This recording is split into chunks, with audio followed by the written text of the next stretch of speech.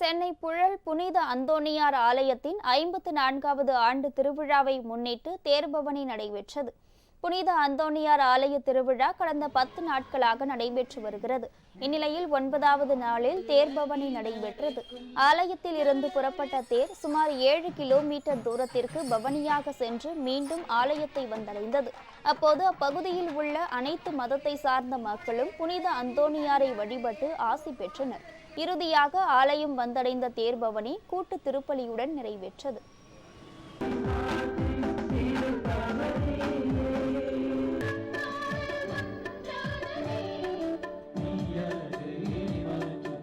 புழல் பகுதி வாழும் அனைத்து மக்களும் இந்த தேர் திருவிழா வழிபாட்டிலே பங்கெடுத்தார்கள்.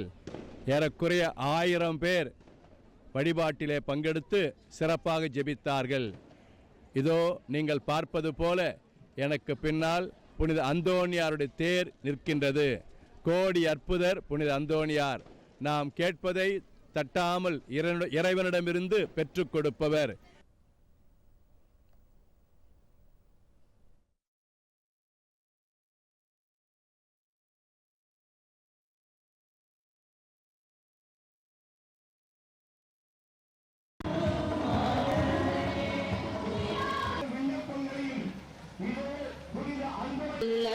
நடக்கும் நல்ல